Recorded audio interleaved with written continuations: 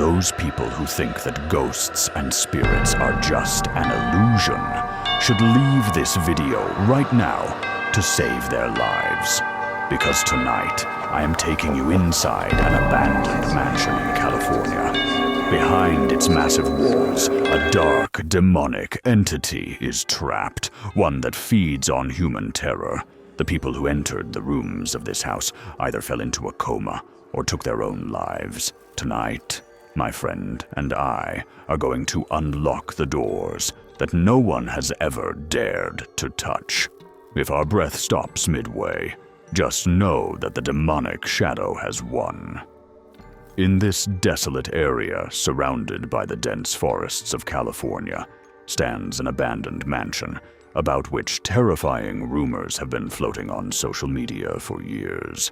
The house is enclosed by incredibly high and thick fortress-like walls. These walls do not just separate the mansion from the outside world. It feels as though they were built to bury a deeply dangerous, ancient evil inside this very place. A suffocating, pitch-black darkness engulfs the surroundings, one that even our powerful flashlights cannot fully pierce. Heavy, rusted, old padlocks hang from all the main doors of this mansion. These locks scream as a warning that whatever lies beyond this threshold should never come out. But our investigation begins with a simple question. What is the dark history of this place? Digging through public records and police files on the internet revealed a truth that is enough to send shivers down anyone's spine. The very first owner of this house felt a heavy, oppressive energy from his very first day here. He fell into a deep depression for no apparent reason. He grew so terrified of staying inside that he would only return home to sleep at night, spending his entire day watching movies in theaters or driving aimlessly on the streets just to avoid spending time within these four walls. The story took a horrific turn when a friend of the house owner stepped into a specific room. That room was known as the Room of Rubble. Just 2 days after stepping into that room, the friend suddenly developed a strange, violent cough. No one could understand what illness had gripped him, and within a mere 7 days, he suddenly fell into a coma and passed away in the hospital.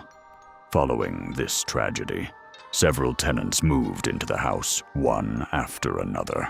Whoever went to live in that rubble-filled room met with a terrible fate. A woman moved in, and within 6 months, she had such a severe slip and fall in that room that she had to be rushed to the emergency room and never returned. The next girl lasted only a single month. On the day rent was due, she was found sitting in her room in pitch darkness with the lights out. When asked what was wrong, she handed over the rent with trembling hands and immediately ran to the hospital.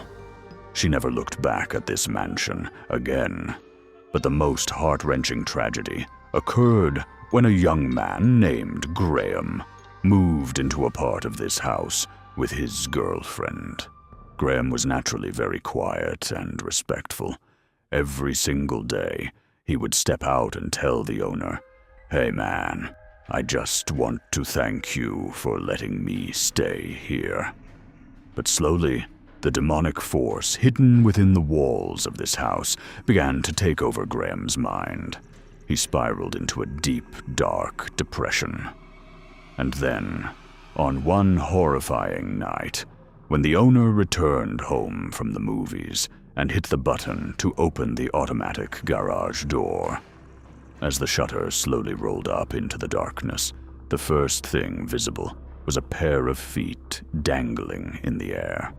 When the door opened completely, he was met with the sight of Graham's lifeless body hanging from the ceiling. He had taken his own life. Tonight, my friend and I are standing right in front of that same terrifying garage and abandoned mansion, A sickening stench of decay and death hangs heavy in the air. It smells as if an old corpse is rotting right in front of us. As we get closer to those towering, massive walls, breathing becomes increasingly difficult. A strange, suffocating pressure weighs down on our chests. Suddenly, our eyes catch a door with a broken padlock. Our hearts are pounding wildly. But to bring the truth to light, we have to go inside. As my friend and I push open the half-closed door and step inside, our flashlight beams hit the notorious room of rubble. The scene inside is exactly as described in the files. Piles of trash everywhere, broken furniture, and decades of old black dust covering the walls. The moment we enter this room, the stench of death becomes so overwhelming that we start choking. And right then, in that dense darkness, we hear the first sound that sends a violent shiver through our entire bodies. A sharp, agonizing creak echoes from the heavy wooden beam on the ceiling. Creak! Creak! It feels distinctly as though an invisible rope is swinging in the pitch darkness, exactly the way it did on the night Graham lost his life. My friend is trembling with pure terror, his whole body shaking. He whispers to me that he feels a heavy presence standing right behind him. We immediately pull out our paranormal investigation devices and turn on the ghost detector app. Standing in the dead center of that dark, crumbling room, we call out into the void. Is anyone here? Graham, are you still trapped inside this garage? For a few seconds, the entire room falls completely silent. Even the whistling wind outside stops. And then, suddenly, the screen of the device flashes a violent, solid red. A heavy, guttural, and terrifying voice echoes from the machine, a voice that is absolutely not human. The voice rasps, "Satanic!" Hearing that voice, we instantly realize that this is no ordinary human spirit. An ancient, demonic entity resides here, one that slowly drains the joy, health, and sanity of anyone who steps into this house. It drives people into depression and sickness so that it can feed off the energy of their suffering. It wasn't Graham's spirit talking. It was this very demonic shadow that forced Graham to end his life.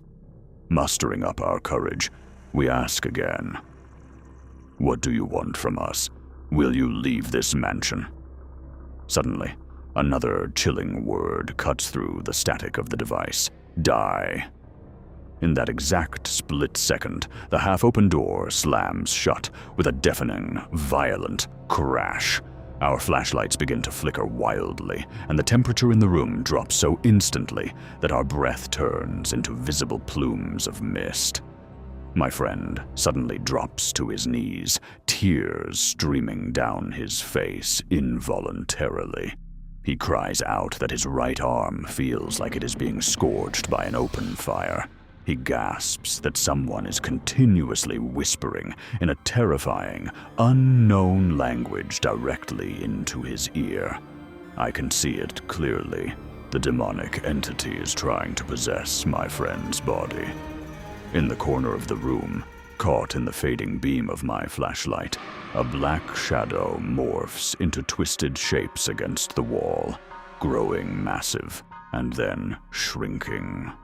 A mocking, echoing, demonic laugh begins to fill the entire room. The final word screams out from the device, "Inside! Kill you!" We ran out of time to think. Our lives were on the line.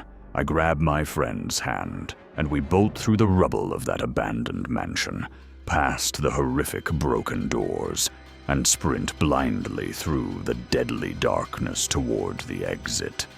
We did not dare to look back, because it felt as though that pitch-black shadow was chasing right behind us, reaching for our necks. Only when we break through those massive walls and hit the open road do we finally catch our breath. This abandoned mansion in California is no ordinary haunted house. It is a literal gateway to hell, where stepping inside means nothing but absolute death.